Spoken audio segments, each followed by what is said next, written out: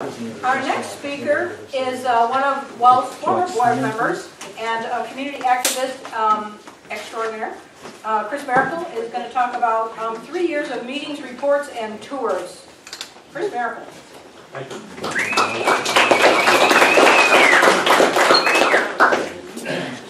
Well, John asked me to kind of recap where we've been for the last 3 years opposing this behemoth of pipelines. And to tell you the truth, I never thought that I would be standing here talking about this pipeline 3 years after I started. It's just crazy. And I do see a lot of familiar faces out here in the crowd that have been right along with us for the past 3 years. It's great to see. But anyway, I'm going to go down a list of all the things, well, not all the things, but a fairly comprehensive list of what's been done in the North Central Florida area and South Georgia area to oppose this pipeline. There have been activities all down the pipeline route, but this is what I'm familiar with, and this is what I've been involved with. And it'll give you an idea of what we've been doing to this date and what we've gotten out of it. And there'll be other speakers that are going to try to move us forward from this date and tell us what we can do from here on out. But and if I've left something out, which I probably have, I apologize now for it. But anyway, we started out 3 years ago. I believe it was in March or February, end of February, beginning of March. We had FERC scoping meetings in Valdosta, Live Oak, and Bell. We had FERC draft EIS meetings in Valdosta and Lake City. We had alternate route meetings. I know there's one in Jasper for the Swanee River route. Now, these meetings, they were all put on by FERC, and it was FERC's agenda, and honestly, it was like, okay, we've heard you, we'll pat on the head, now go, and we check off the box. That's what it's like. Basically, nothing concrete ever came out of those meetings. We've had on-site meetings with FERC at the Santa Fe and Withlacoochee Rivers. Multiple on-site meetings at the Withlacoochee River with FERC, Sabal Trail, and reps from local and federal government. We produced a Withlacoochee Springs video. You can go see it on YouTube. It's called Holly Point Treasures. We had at least 3 on-site hike/meetings at Swanee and Falmouth Cathedral Cave with local, state, and federal representatives and press.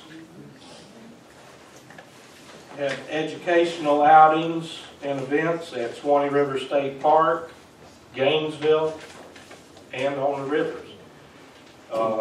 And I want to thank Sierra Club, Mary Vaughn Davinsky. She organized the Swanee River State Park event. Georgia River Network had a big event in Gainesville recently. And then on the rivers, I know our Santa Fe River and WALS both have had events. So I just wanted to recognize them for that. We had several in-office meetings with U.S. Representative Yoho. Then there was a DOAH hearing, WALS versus DEP and Sabal Trail in Jasper. And I want to thank my wife, Deanna, for writing the original petition for that hearing, and John Quarterman for all his work in that hearing. That was a 3-month-long ordeal. The hearing itself only lasted 4 days, but it took 3 months of our time just to deal with that. We had a meeting with EPA in Atlanta, countless county commission meetings, phone calls, and letters and petitions to county, state, and federal representatives and the Army Corps of Engineers, many press releases and interviews for magazines, newspapers, radio, water management meetings, on site and in office, hydrology reports, one for the Santa Fe, one for the Withlacoochee, and 2 for the Swanee and Falmouth Cathedral Cave areas. And kudos goes out to those geologists too. They donated a lot of their time. We did pay for some of that, but it was pittance for what they normally would charge. David Brown did 2 of them. We had Dennis Price did some geology reports for us, a couple of them, and Peter Schroeder. Great individuals. There was a photography contest for high school students called Serenity at Lime Run Spring, just to raise awareness with the high school students.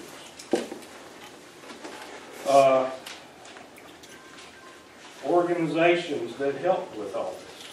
Well, obviously we had the WWALS Watershed Coalition, at Sierra Club, our Santa Fe River, Spectre Busters, Gulf Restoration Network, Environment Florida, Environment America, the Women's Club of Live Oak, and countless concerned, dedicated individuals.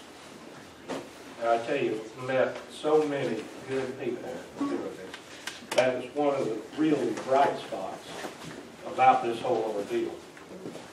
So, what did all this yield?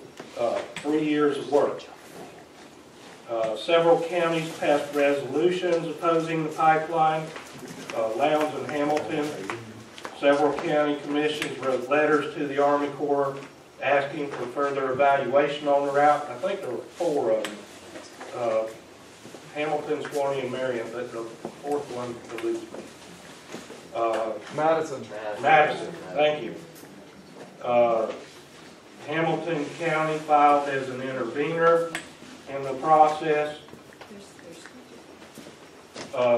The route was moved off the Itchitucknee River to the Santa Fe River, and then further west on the Santa Fe to a less sensitive route.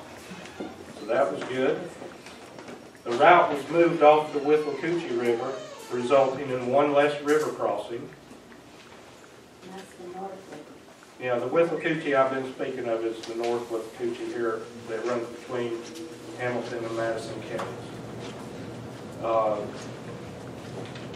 I think most importantly, this last 3 years, we've raised awareness about the dangers pipelines pose to us and the environment.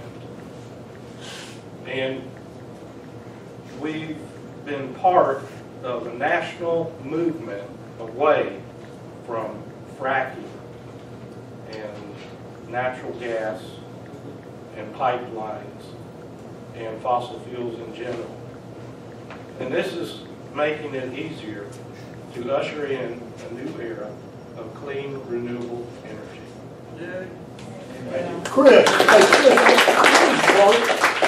you did FERC several times. What is that? FERC is the Federal Energy Regulatory Commission. Oh, FERC. FERC. FERC. Kind of like in my